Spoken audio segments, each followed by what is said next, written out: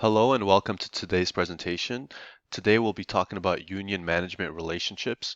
As we've recently become certified, I notice a great deal of executives are concerned that this will lower workers' productivity. Also, that an adversarial relationship is expected between us and the union. However, it doesn't have to be this way. As a corporation, we would more benefit from a healthy union management relationship.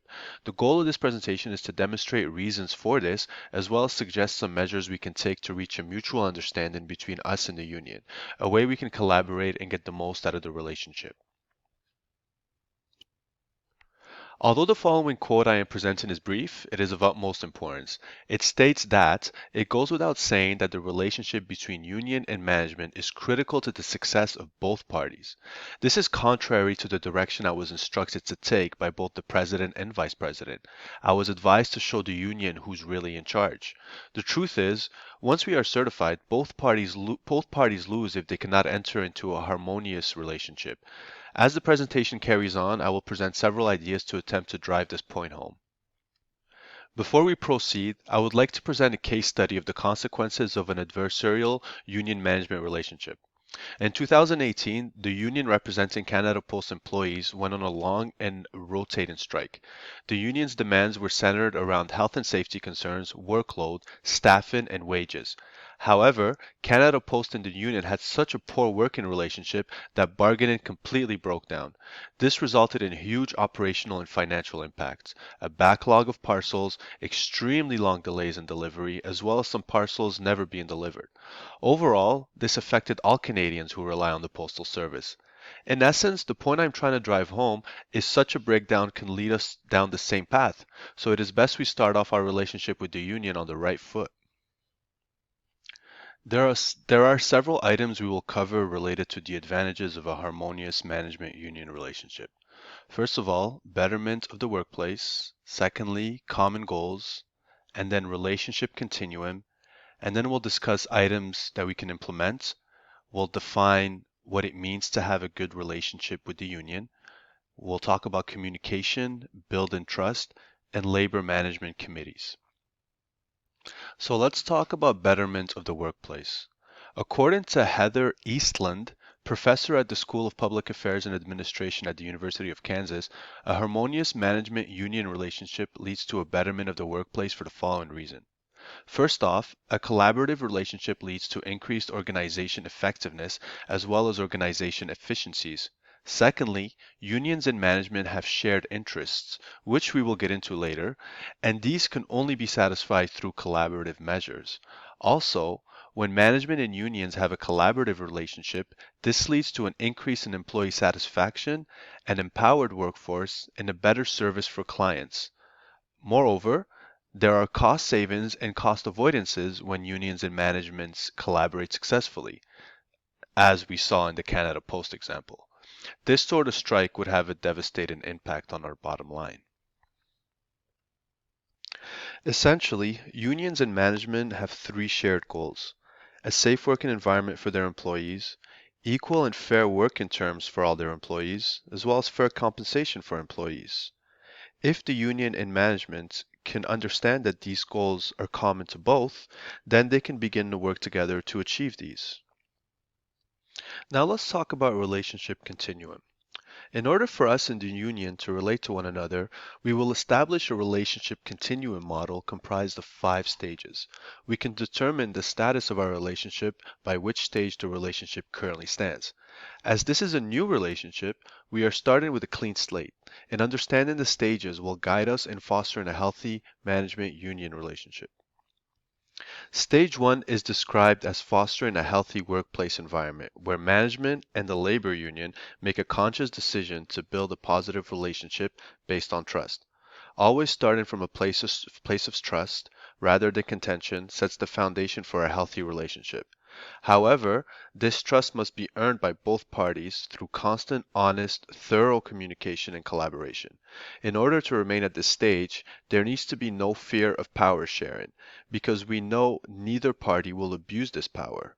The two parties can even work together to develop organizational infrastructure such as employee training and development programs.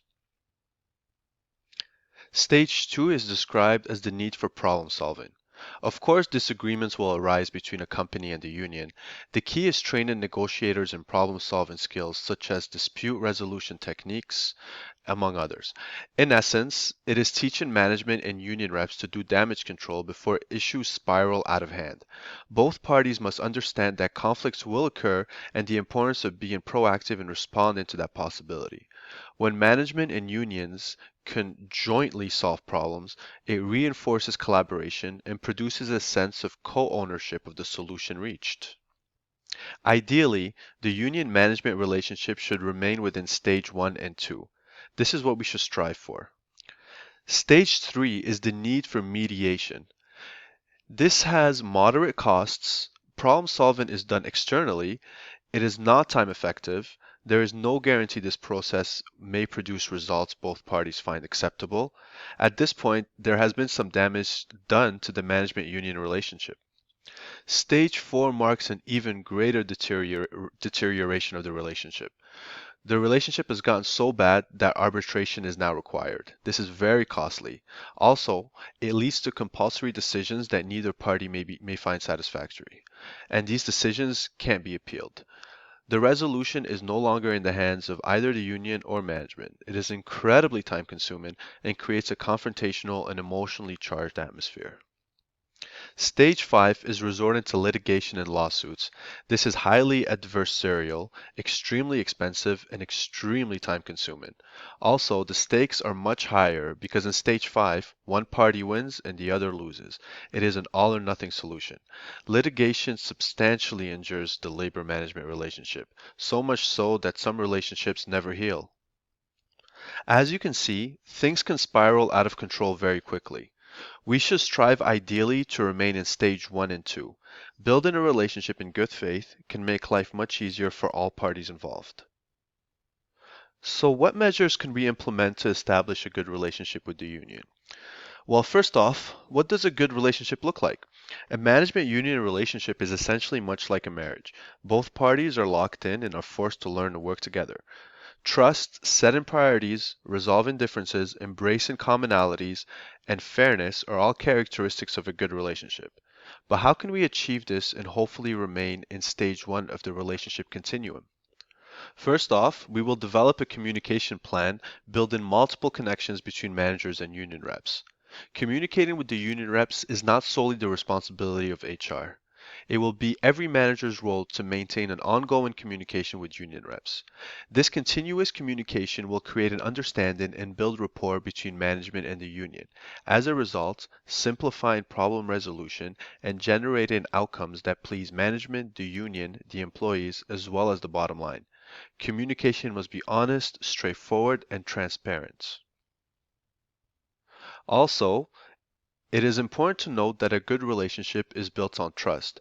But how can we build this trust? A great way to start is to see the union as a business partner, avoiding the us versus them mentality.